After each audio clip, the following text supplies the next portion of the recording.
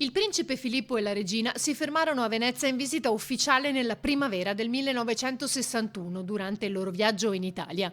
Con queste immagini nel suo tweet il sindaco Brugnaro rende omaggio al principe duca di Edimburgo, marito della regina Elisabetta d'Inghilterra, scomparso all'età di 99 anni. Da tempo aveva problemi di salute e nelle ultime settimane era stato ricoverato per complicazioni cardiache.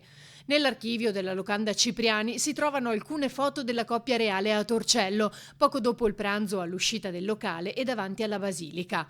Un secondo viaggio fu nel 1984, un terzo a distanza di circa 20 anni, quando furono ospitati dal presidente Ciampi. Non si esclude però che il principe possa essere tornato, anche dopo la visita a Primiero nel 1996.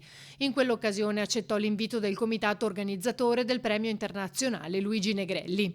Il principe Filippo atterrò all'aeroporto di Treviso, salì a Primiero dove alloggiò all'hotel Iris Park per poi incontrare le autorità.